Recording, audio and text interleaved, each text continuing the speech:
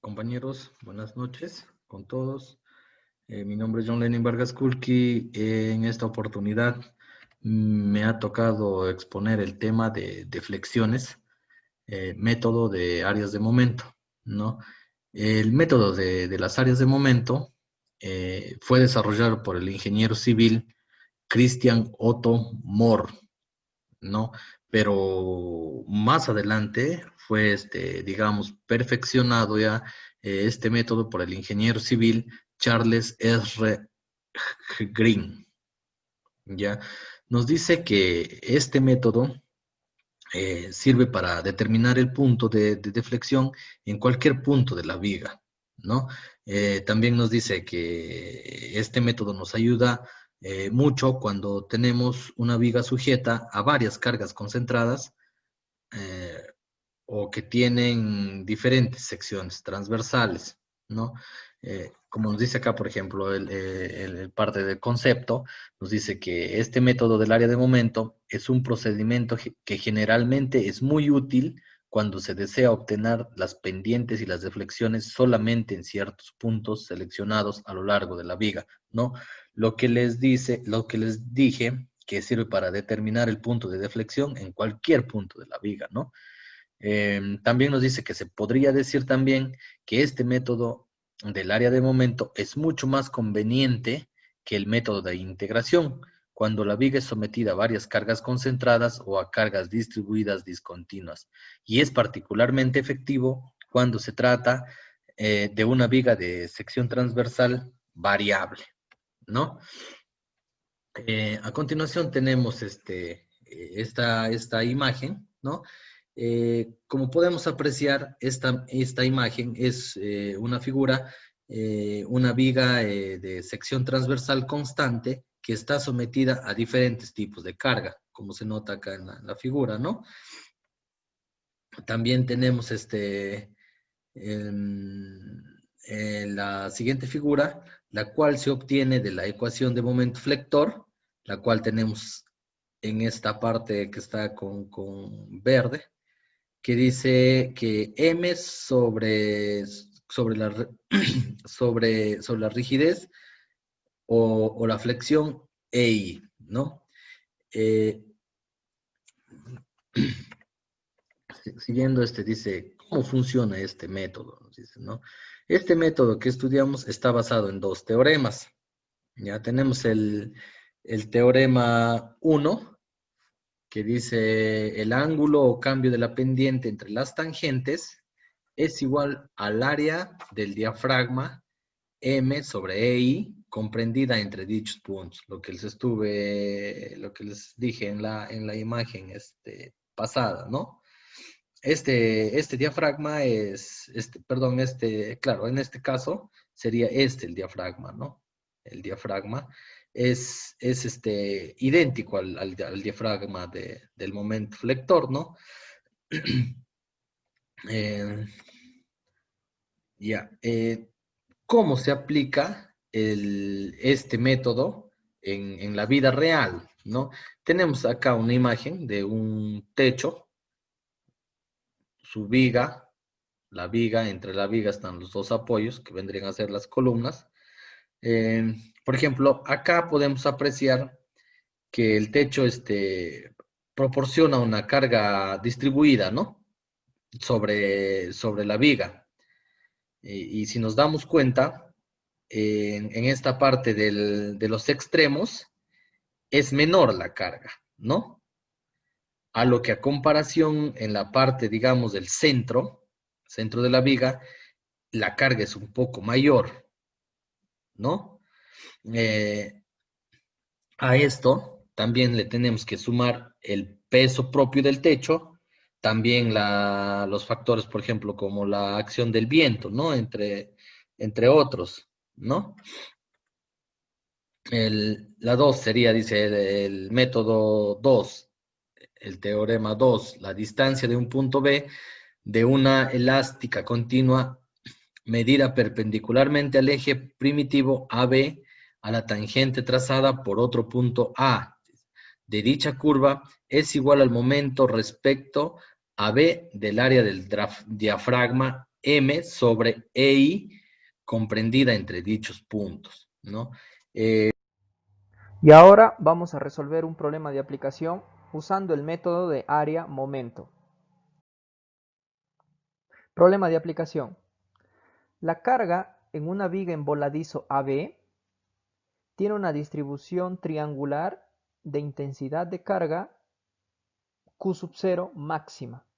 Determinar el ángulo de rotación θ sub B y la deflexión delta sub B en el extremo libre B. Como se observa, la viga está empotrada en A y el extremo libre está en B. ¿Cómo se flexiona la viga? De acuerdo con esa distribución de carga sobre la viga, esta vendría a ser la elástica de la viga. ¿Y qué es lo que nos piden hallar? Nos piden hallar el ángulo de rotación en B y también la deflexión en B, esta distancia vertical. ¿Cómo vamos a encontrar tanto el ángulo de rotación como la deflexión en B? Para el ángulo de rotación usaremos el primer teorema del área momento y para la deflexión usaremos el segundo teorema. Para emplear ambos teoremas necesito el diagrama de momento sobre EI y que se va a obtener a partir del diagrama de momento flector. Dada que la distribución de carga sobre la viga es lineal, entonces el diagrama de fuerza cortante V está representado por una función cuadrática o de grado 2 y en consecuencia el diagrama de momento flector M estará dado por una función de grado 3 o una función cúbica. Ahora, para encontrar el diagrama de momento sobre EI, recordamos que para la viga el EI se asume como constante y en consecuencia el diagrama de momento sobre EI preserva la forma del diagrama de momento. Es decir, el diagrama de momento sobre EI también estará representado por una curva de tercer grado. Vamos ahora a calcular el ángulo de rotación en B. Para el ángulo de rotación en B usaremos el primer teorema. En el primer lado tenemos ángulo de rotación en B menos ángulo de rotación en A. Y en el segundo lado tengo la integral desde A hasta B de momento sobre EI, de dicha curva. Ahora, ¿pero qué representa la integral de A a B de momento sobre EI? No es otra cosa que el área debajo de la curva M sobre EI entre los puntos A y B, que nosotros vamos a llamar A sub 1. Ahora nuestro objetivo será encontrar el valor de A sub 1. ¿Cómo calculamos esa área? Recordando que el diagrama M sobre EI es una curva de tercer grado o grado 3. Y usaremos esta fórmula del tímpano de grado enésimo, en el que n vale 3 y el valor de la base B vendría a ser la longitud de la viga, en este caso L. Reemplazamos en la fórmula del área y obtenemos que el área 1 es Q sub 0 por L al cubo sobre 24 veces EI. Una vez que conocemos el valor del área, seguimos realizando los cálculos. Θ sub B menos θ sub A es igual al área sub 1. El ángulo θ sub A, el ángulo de rotación en A, dado que la viga es empotrada, este ángulo de rotación en A vale 0, lo que se ve en esta figura. Y por consiguiente, el ángulo de rotación en B estará dado simplemente por Q sub 0, L al cubo, sobre 24 veces EI. Ahora calculemos la deflexión en B, delta sub B. Para la deflexión en B usaremos el segundo teorema, ¿sí? En este primer lado tengo la desviación en B con respecto a la desviación en A. Desviación en B con respecto a la desviación en A. ¿Y qué es igual? A la integral de x sub 1 por momento sobre EI, desde A hasta B. Bien, esto no es otra cosa que el momento de el área de M sobre EI, que se encuentra entre A y B.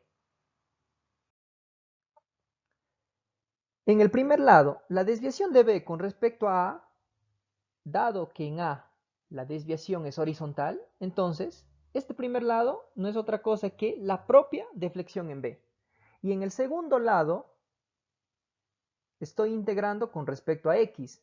Y este brazo de palanca, x sub 1, es una constante, según el cálculo, puede extraerse del signo integral.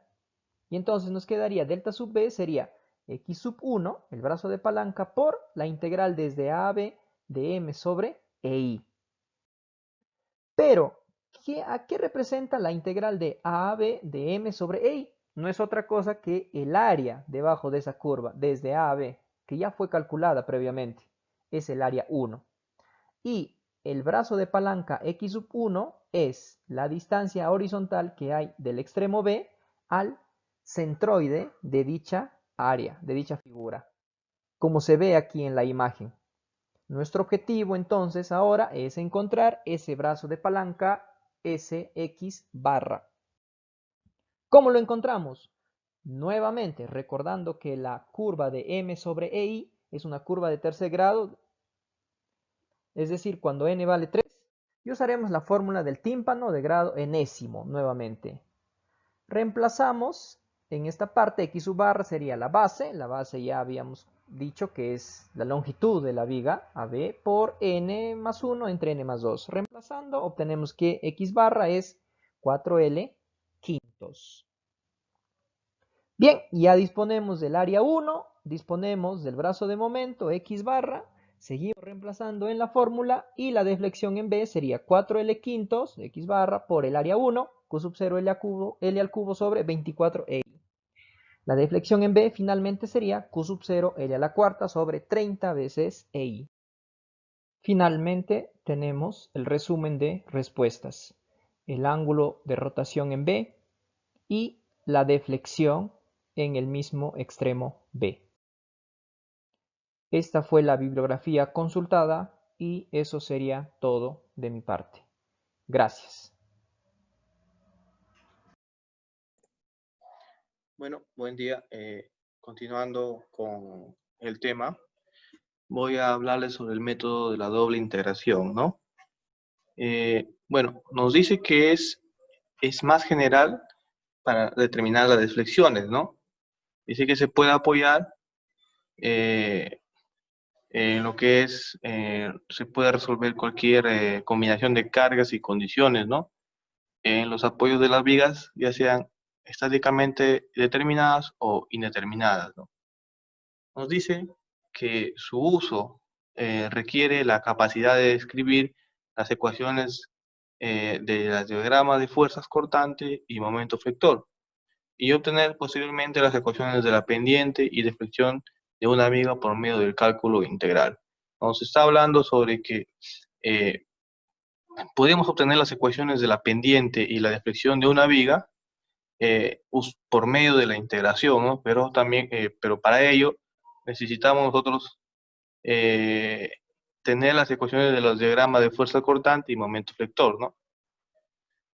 Nos dice que el método de doble integración produce ecuaciones para la pendiente de deflexión de toda la viga y permite la determinación directa del punto máximo de reflexión, ¿no? Hablando un poco sobre este método, es que están basados en los mismos principios, ¿no? Pero eso sí, difieren en su técnica y sus objetivos inmediatos, ¿no? Bueno, las deformaciones, las cuales deben permanecer por debajo de las tolerancias admisibles del trabajo, ¿no? Que se va a realizar. A ver, continuemos para poder seguir presentando este método. Tenemos para iniciar, recordar la ecuación de lo que es la elástica, ¿no? Tenemos ahí la fórmula, nos habla que tenemos ahí lo que es la diferencial, el M, ¿qué es el M? El M es la ecuación de momento de carga, ¿no? Real que se encuentra en cualquier sitio. El E es el módulo de Young y el I es el momento rectangular de la inercia, ¿no? Que nos dice que el producto del E por I se conoce como la rigidez a fricción. Y en caso de que varíe a lo largo de la viga, como es el caso de una viga de sección transversal variable, se debe expresar en función de x antes de integrar la ecuación diferencial, ¿no?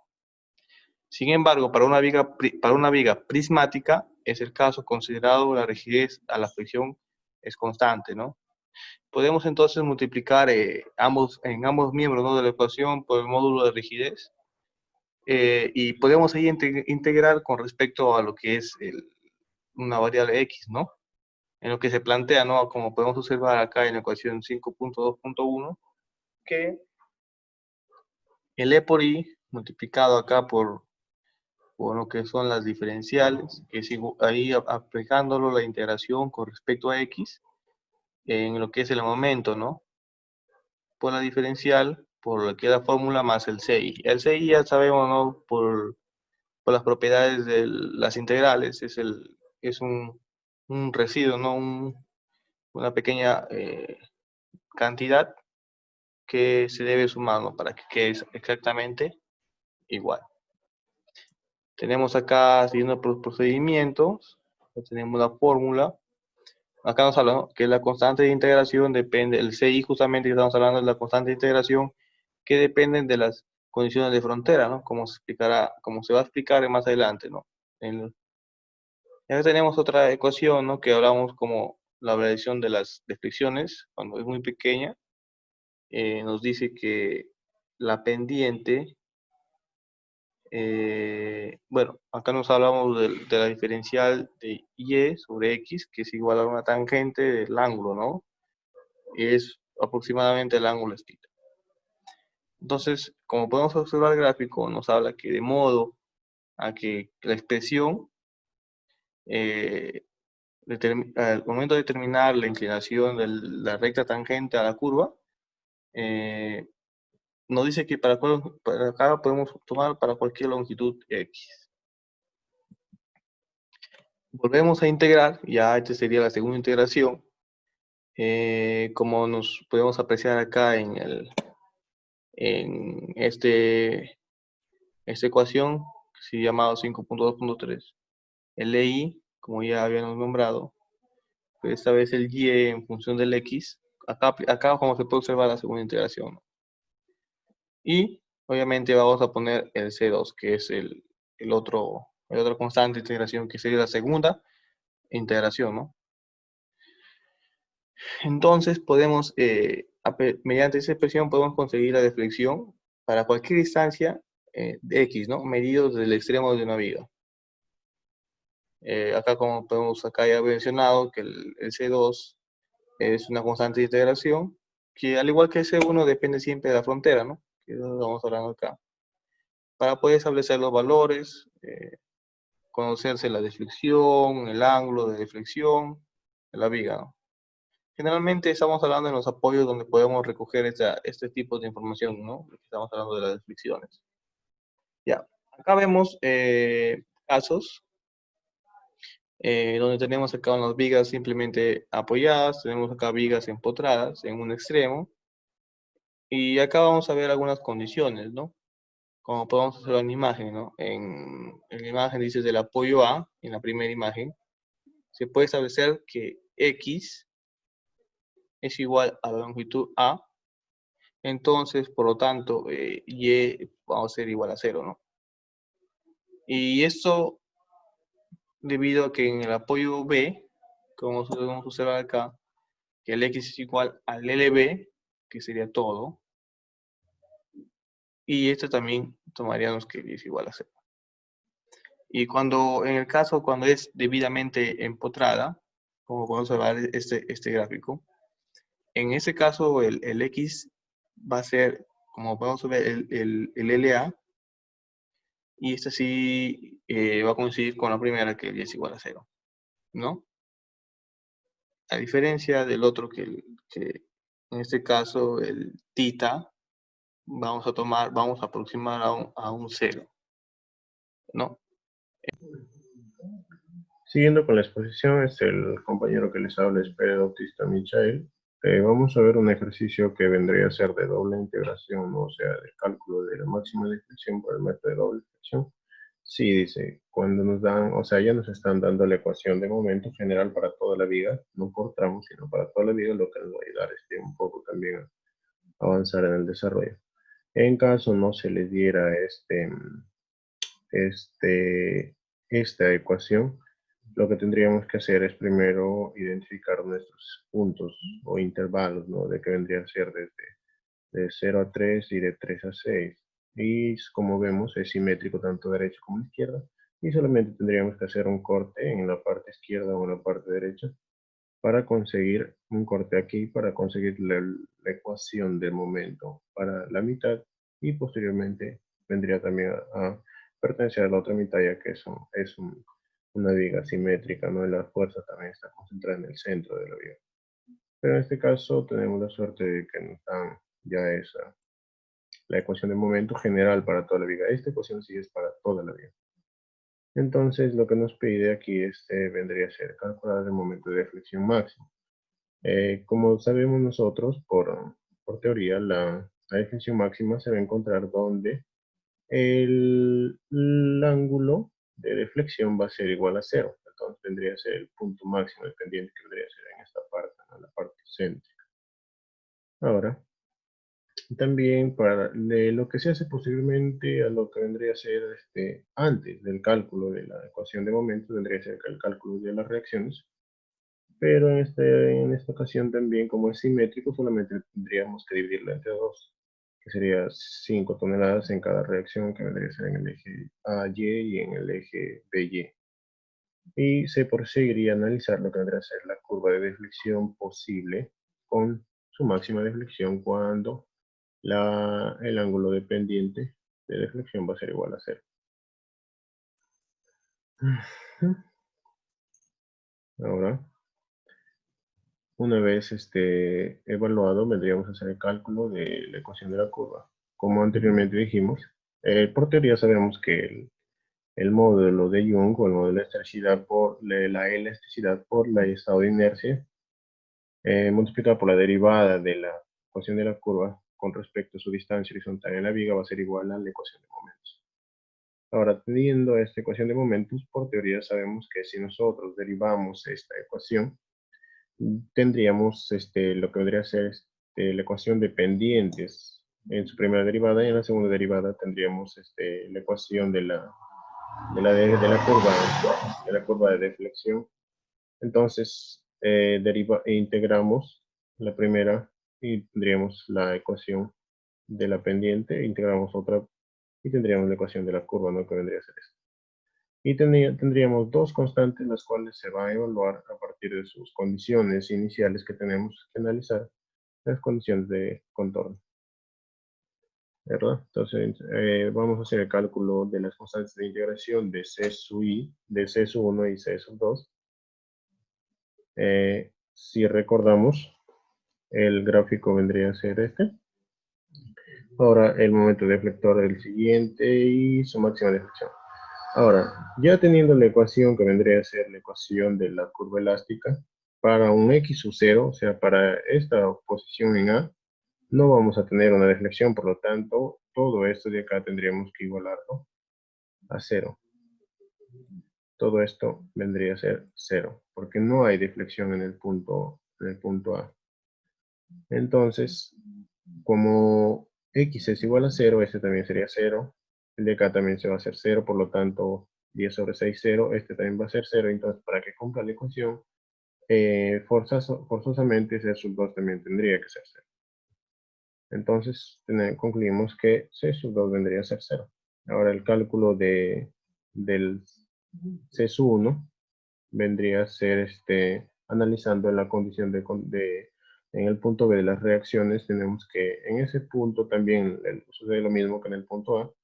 Acá no va a existir deflexión porque la deflexión viene algo así, ¿no? Empieza a deflectarse desde acá. Entonces en el punto B no hay deflexión debido a la reacción que tenemos en ese punto. Contrarresta la deflexión de la viga. Entonces tendríamos que reemplazar también, ¿no? en la ecuación general que tenemos de lo que vendría a ser la ecuación de la curva elástica. en la curva de deflexión. Y tendríamos que reemplazar, ¿verdad? O sea, tenemos que acá vendría a ser 0. Acá tendríamos que reemplazar 6, que está en esta parte de acá. Y también reemplazar donde pertenece x, ya que x es la distancia. Tendríamos 6, y como ya calculamos anteriormente, C sub 2 vendría a ser 0. Una vez que desarrollamos esto, nos damos cuenta que C sub 1 no tiene que ser, para que cumpla con la condición, o sea, para que cumpla con la ecuación, no tiene que ser 0. Tendría que ser diferente de 0, ¿no? Por eso acá nos especifica que tendría que ser diferente de 0. Saliendo como resultado que C sub 1 es igual a menos 22.50 toneladas por metro cuadrado.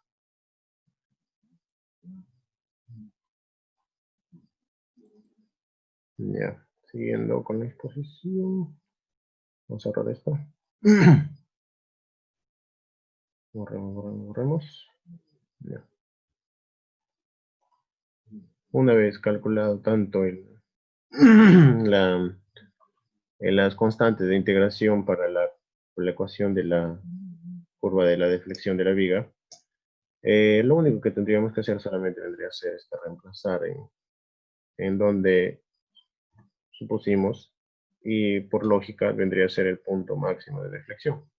Podríamos haberlo sacado en la ecuación anterior, también antes, o sea, de la primera integral, cuando podríamos igualar a 0, y por lo tanto nos saldría o sea, como el ángulo de deflexión vendría a ser 0. Ya también se podría sacar lo que es el valor de x, pero hemos llegado con esta fórmula también se le puede sacar, ¿no?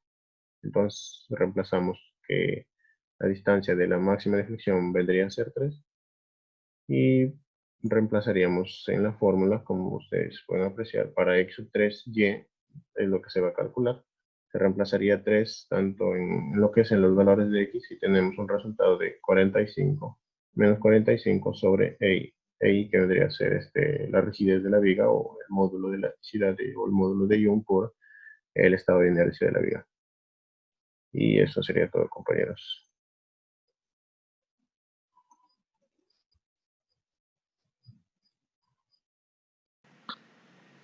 Para continuar con la exposición del tema deformación en vigas, vamos a ver el método de parámetros iniciales. El método de parámetros iniciales nos permite escribir una ecuación de deflexión o pendiente, la cual es aplicable a todos los tramos de la viga. Por ello, esta ecuación se llama ecuación universal o generalizada. La ecuación universal de la línea elástica considera todos los tipos de cargas, ya sea en un momento puntual, una carga puntual y una carga distribuida con intensidad variable, para una sección de viga constante, de acuerdo a las direcciones positivas de las cargas y ejes. Objetivos. Los objetivos de utilizar el método de parámetros iniciales para determinar deformaciones en vigas va a depender del tipo de viga, la cual puede ser una viga isostática o una viga hiperestática. Si es una viga isostática, vamos a determinar deflexiones y pendientes para que con ello se comprueben con valores normativos admisibles lo calculado. Si es una viga hiperestática, primeramente se resuelve y se grafican diagramas de cortantes y momentos. Luego se determinan deflexiones y pendientes, y finalmente se comprueban con valores admisibles normativos lo anteriormente calculado. Acá vamos a ver una gráfica, bueno, dos gráficas según el tipo de carga que presenta la viga.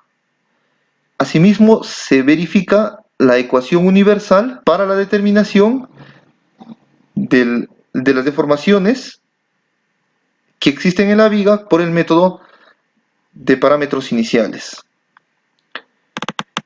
donde vamos a definir cada uno de los componentes que se han considerado. Entonces, para ello se tiene el y sub 0, que viene a ser la deflexión en el punto inicial, y esta va a ser positivo si va hacia arriba. Como podemos visualizar en la gráfica, el y va hacia arriba, por eso se ha considerado positivo. Asimismo tenemos la pendiente inicial, que está simbolizado por el θ sub 0, el cual va a ser positivo en el sentido antihorario. Luego tenemos el m sub 0, que viene a ser el momento inicial, que también va a ser positivo, pero este sí se encuentra en sentido horario. Como otro componente también tenemos la cortante, que será positiva si se encuentra verticalmente hacia arriba, como lo podemos ver acá, cortante inicial en ambas gráficas. Luego de ello vamos a ver las cargas que han sido aplicadas.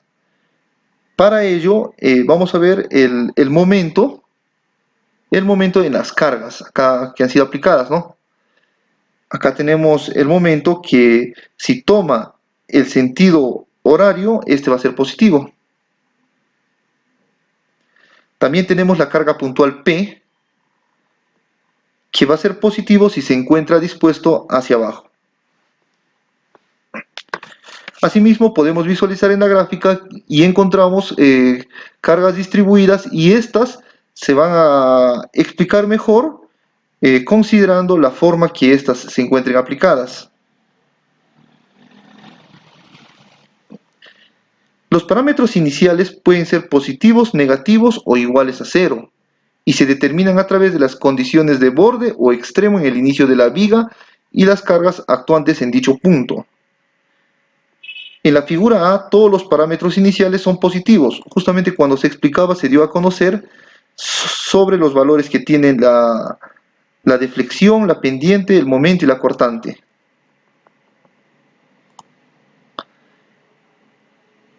Su signo se determina en dependencia a qué tal tipo de carga originará un momento flector positivo o negativo en la sección con el eje OX.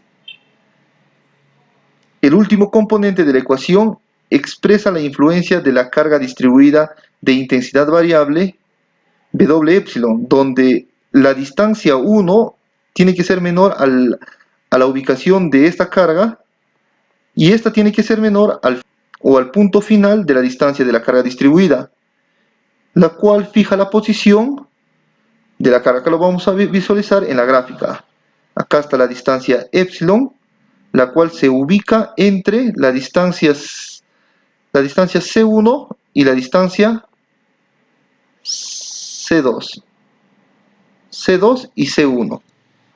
Luego, en la ecuación universal de la línea elástica también se tiene el símbolo que es una línea vertical que tiene por subíndice X mayor que A. Entonces, ¿qué nos representa este símbolo en la ecuación? Que este componente de la ecuación solamente va a ser utilizado cuando exista el X que sea mayor que A. Entonces, ¿dónde vamos a tener esto? En las distancias que existen para cada uno de los componentes. Esto implica que para determinar la deflexión en cualquier sección con coordenada X, en la ecuación solo se considerarán las cargas ubicadas a la izquierda de dicha sección. Si en lugar de las cargas de intensidades variables W epsilon actúan cargas que varíen linealmente, tipo trapecio, como en la figura B. En la figura B podemos ver acá hay una carga distribuida en forma de trapecio. Entonces, justamente a ello es lo que explica esa simbología. Entonces, la ecuación universal de deflexiones se simplifica y será expresada en la siguiente fórmula. Podemos visualizar que la ecuación universal de la línea elástica se expresa detallando cada uno de los componentes que ahora intervienen en la gráfica. Por ejemplo, tenemos que esta expresión va a ser aplicable siempre y cuando X sea mayor que A. Igualmente, esta expresión o este componente va a ser utilizado cuando X sea mayor que B. Este componente va a ser utilizado cuando X sea mayor que C1 y sucesivamente. ¿Dónde tenemos estos valores? Justamente en la gráfica vamos a visualizar las distancias que existen dentro del análisis de las cargas. Por ejemplo, tenemos que el valor de A es desde el origen hasta el momento que se genera. El valor de B es la acción de la carga puntual. justamente donde está señalando el puntero. El valor de C sub 1, acá tenemos el valor de C sub 1, va a ser el punto de inicio de la carga distribuida. El epsilon va a ser el centro concentrado de análisis de la carga distribuida. Y el C sub 2 va a ser el punto final o la distancia final donde se encuentra la carga distribuida. Y el valor de X, que viene a ser la máxima distancia hasta donde se está analizando la viga. Entonces, considerando la gráfica B, tenemos la ecuación que determina justamente el análisis de este tipo de vigas, donde vamos a encontrar que un componente adicional es el valor de K, que viene a ser la pendiente o ángulo formado entre los valores extremos de la carga distribuida sobre una diferencia de distancias. Solamente tenemos acá. Y en la gráfica lo tenemos acá. Acá está el ángulo que va a generar la diferencia de cargas distribuidas para este componente estructural. El valor de K se calcula en la siguiente expresión y se reemplaza ya en la ecuación universal de línea elástica. La ecuación de la pendiente se obtiene fácilmente a través de la ecuación de la deflexión por medio de una derivada con respecto a X. Una vez que encontramos la ecuación final, solamente se deriva en función a la variable X y se obtiene la ecuación de la pendiente. Si además de las cargas externas indicadas también actúa un momento distribuido de intensidad variable, entonces la ecuación universal de la línea elástica tendrá la siguiente forma. Vamos a visualizar que justamente después de haber revisado la carga distribuida W epsilon, vamos a ver que existe el Mn. Entonces, en función a la ecuación universal de línea elástica queda de esta manera, donde se ha adicionado el componente en función al momento generado con intensidad variable. Si se toma como inicio de coordenadas el extremo derecho de la viga y orientamos el eje de las abscisas de derecha a izquierda, entonces para las pendientes se asumirá como ley de signos lo opuesto a lo anterior, lo cual se consideró como inicio de coordenadas en el extremo izquierdo de la viga. Bueno, con esto se ha explicado la parte teórica del método de parámetros iniciales para deformaciones en... Bueno, buenas noches. Continuando con la exposición de los temas realizados en la presente unidad, les voy a explicar sobre la teoría que viene a ser del método de la viga conjugada, ¿no?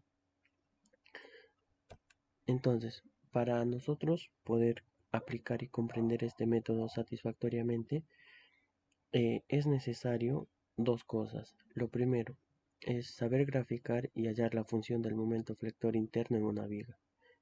Y lo segundo es conocer la teoría de la viga elástica, tanto de la ecuación que determina la pendiente como de la curva elástica. Pero en sí, ¿este método de qué trata? Entonces, para este método, lo que primero debemos entender es en qué ecuaciones se basa, ¿no? Y en este caso se va a basar en la similitud de las siguientes ecuaciones, ¿no? Como podemos ver acá, la derivada de la fuerza cortante interna de la viga es igual a la fuerza distribuida. Luego, sabemos que la diferencial de la pendiente en cualquier punto de la viga es igual al momento entre E y por la derivada de X, ¿no? Pero si esa derivada de X lo pasamos a dividir, obtenemos la segunda ecuación en la parte de abajo, ¿no? Que es la derivada de la pendiente en cualquier punto de nuestra viga es igual al momento sobre la rigidez EI, ¿no? Ahora, la primera ecuación de la parte superior de nuestra derecha es que sabemos que la derivada del momento interno de nuestra viga es igual a la fuerza cortante, ¿no? Pero, ¿qué pasaría si nosotros volvemos a derivar? Entonces, si nosotros volvemos a derivar, en la segunda derivada del momento, vamos a tener que la derivada de la fuerza cortante es igual a la fuerza distribuida. Y ahora, la siguiente fórmula que tenemos ahí, la siguiente ecuación, esa ecuación ya la hemos visto en lo que viene a ser el tema de la viga elástica, ¿no? Entonces, la segunda derivada de y respecto a x va a ser igual al momento entre e y. Entonces, ahora teniendo estas ecuaciones, hay similitud entre ellas, ¿no? Pero si nosotros integramos estas ecuaciones, entonces vamos a hallar más similitudes, nos vamos a dar cuenta de las similitudes que hay, ¿no? Entonces, integrando la primera ecuación, como vemos ahí, si integramos, vemos que la fuerza cortante es igual a la integral de la fuerza distribuida respecto a x, ¿no? Entonces, si nosotros teniendo eso volvemos a integrar, vamos a tener que el desplazamiento angular en cualquier punto de nuestra viga es igual a la integral del momento sobre EI respecto a x, ¿no? Entonces, ahora, en la mano derecha, si arriba, la, si arriba a la primera ecuación integramos dos veces, entonces, si integramos dos veces, vamos a tener que el momento eh, el momento es igual a la integral doble de la fuerza distribuida respecto a x, ¿no? Y si la segunda ecuación, que la vimos en la viga elástica, igual si hacemos lo mismo acá, si integramos dos veces, tendríamos que la deflexión vertical es igual a la integral doble del momento sobre EI respecto a x, ¿no? Entonces, vemos acá que hay similitudes entre una ecuación y otra, ¿no? Entonces, una vez vistas estas ecuaciones, descubrimos dos teoremas que se van a cumplir, ¿no? En este método.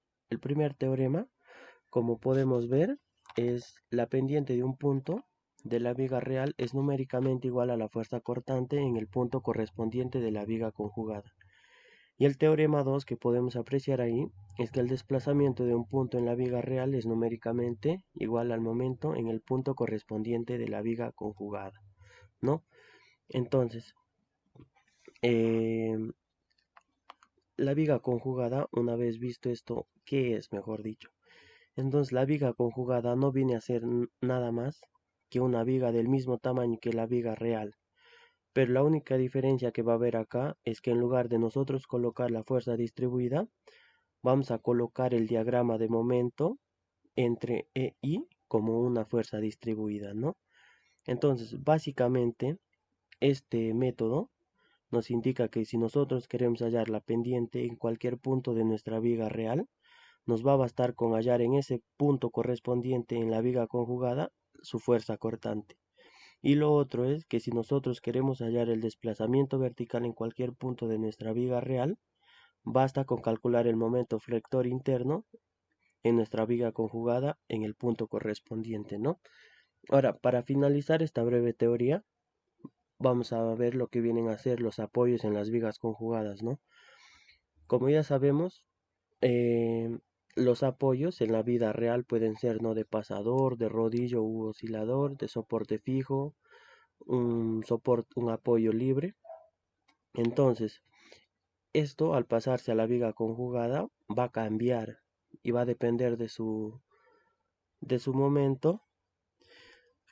Entonces, esto, para comprenderlo mejor, lo vamos a ver en los ejercicios, que a continuación mi compañero les va a mostrar un ejercicio para que quede un poco más entendible lo que viene a ser la parte teórica, ¿no? Muchas gracias. Buen día, profesor. Buen día, compañeros. En esta oportunidad voy a resolver un ejercicio utilizando el método de la viga conjugada. Ya, el ejercicio pertenece al libro de Análisis Estructural de Hibbeler. Ya es el ejercicio número 8.38. Entonces, lo que nos pide calcular este ejercicio ya es el desplazamiento, ya, el desplazamiento en el punto D y lo que es también la pendiente en el punto D. Entonces, nos dice el ejercicio, ¿no? Que se tome en cuenta de que en el punto A hay un soporte fijo, en el punto B hay una articulación, en el punto C hay un rodillo. ¿Cierto? Entonces, eso nos dice el ejercicio. Ahora, lo que vamos a hacer es calcular el momento que va a haber aquí en lo que es el punto A donde está un apoyo fijo. Entonces, vemos que aquí va a haber un momento de 72. Gracias a este apoyo, ese momento se va a repetir aquí en el otro sentido. Y nuevamente aquí va a haber, debido a la articulación, otra vez el momento de 72, ¿no? Entonces va a ser aquí de 72, el momento. Entonces, ahora, lo que vamos a hacer, lo que nos dice el método de la viga conjugada, es que a nuestra viga real le vamos a cambiar lo que son los soportes o los apoyos. Miren, lo que sucede es que el apoyo fijo que tiene aquí, ahora se va a pasar al punto D, donde es donde vamos a calcular el desplazamiento y lo que es la pendiente. ¿Ya? Entonces, continuamos. Empezamos aquí. Entonces, lo que vamos a hacer aquí es hacer un diagrama, ¿ya? Un diagrama de momento reducido. ¿Por qué reducido? Porque aquí va a estar dividido entre E y I. ¿Ya? Entonces, ahora vamos a empezar aquí. Si aquí es 72 EI, va a bajar de esta manera y va a llegar de manera simétrica aquí. Va a ser 72 sobre EI. ¿Ya? Ahora, estas fuerzas las vamos a calcular y las vamos a ubicar en el centroide de la figura geométrica que está como diagrama. En este caso hay un triángulo. Entonces, en el centroide del triángulo vamos a ubicar a 1/3 de esta línea de acción. Y aquí va a ser el área, ¿no? Va a ser 72 por 12. ¿Ya? 72 por 12 porque la distancia del punto A hacia el punto B es 12. Entonces ahí vamos a tener un resultado de 432, ¿ya? Sobre EI. Ahora, si observamos, este triángulo se repite aquí y aquí también. Entonces, esta fuerza va a ser el doble, ¿cierto? Y se va a ubicar en este punto, ¿no? Por congruencia, entonces aquí vamos a tener que va a ser 864, que sería el doble sobre EI. Entonces, de esa manera ya tenemos ubicado nuestras fuerzas. Ahora, lo que vamos a hacer es seccionarlo. Ya lo vamos a seccionar. Primero vamos a trabajar desde el punto AB a C y luego vamos a trabajar desde el punto C al punto D. Ya, entonces, una vez que ya está seccionado, ya podemos ver aquí que está desde el punto A hasta el punto C. Entonces vamos a colocar lo que vamos a hallar primero. Lo que vamos a hallar primero va a ser la fuerza cortante aquí, la fuerza cortante vertical en Y. Entonces, para poder llenar datos y trabajar más rápido, entonces aquí la fuerza cortante apunta hacia arriba, aquí va a apuntar hacia abajo, ¿cierto? En el punto C, porque este es el mismo punto C, está seccionado. Ahora, aquí va a aparecer, aprovechando que va a aparecer el momento vector en D, y aquí va a aparecer lo que es la fuerza cortante, ¿ya?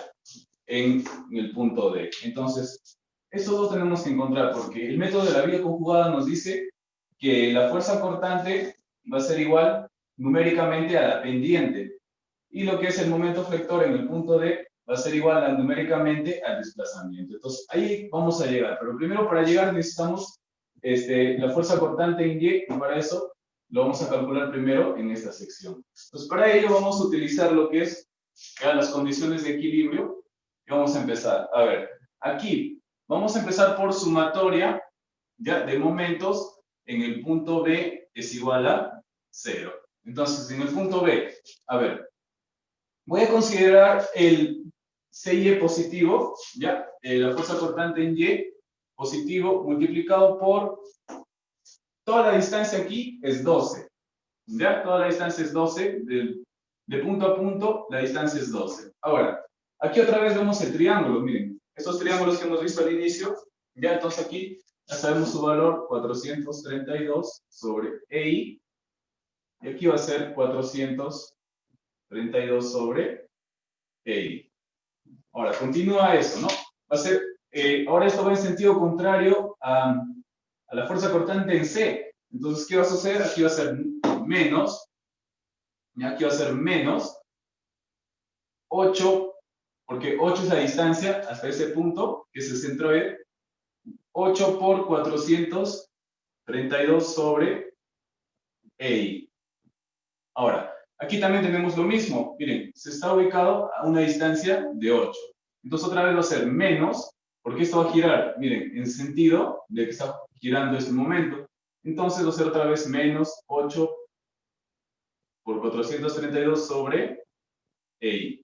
Y eso va a ser igual a 0. Entonces, efectuando aquí nos va a quedar que CY va a ser igual a 576 sobre EI. ¿Ya? Muy bien. Ahora, lo que vamos a hacer ahora es pasar al segundo seccionamiento y vamos a calcular ahí lo que es la fuerza cortante en D. Entonces, para eso más fácil todavía. Vamos a hacer sumatoria de fuerzas. ¿Ya? Sumatoria de fuerzas en el eje Y va a ser igual a 0. Entonces aquí nuevamente, el triángulo en su centro E se va a repetir, 432 sobre EI. Entonces, continuamos, va a ser sumatoria de fuerzas, voy a colocar aquí CIM, a su favor está más 432 sobre EI, y en contra va a estar la fuerza cortante en el punto Y. Entonces eso va a ser igual a 0.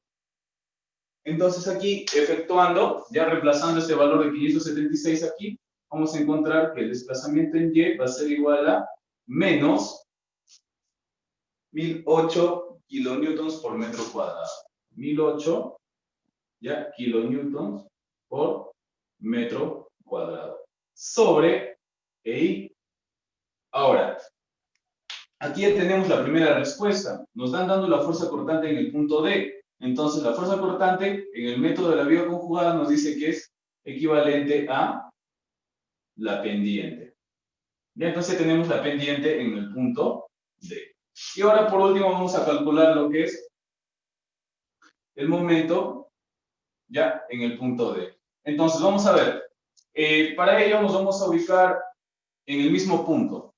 ¿Ya? En el mismo punto. El mismo punto va a ser sumatoria de momentos en D va a ser igual a 0. Entonces empezamos.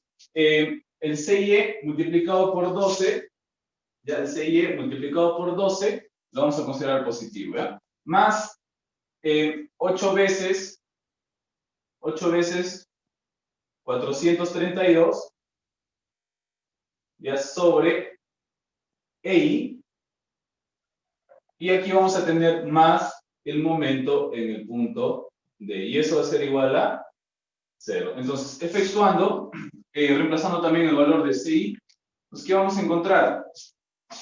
Vamos a encontrar que el momento va a ser menos 10.300, y el momento en D va a ser igual a menos 10.368 kilonewtons, pero lo que es ahora por metro cúbico. ¿Ya? Todo sobre el EI. Y como ya tenemos el momento, entonces esto va a ser equivalente a nuestro segundo parámetro que nos piden, que es el desplazamiento, ¿no? Entonces, numéricamente el momento en D va a ser al desplazamiento, ¿ya? En el punto D. Entonces, con eso ya tenemos resuelto el ejercicio por el método de la viga conjugada.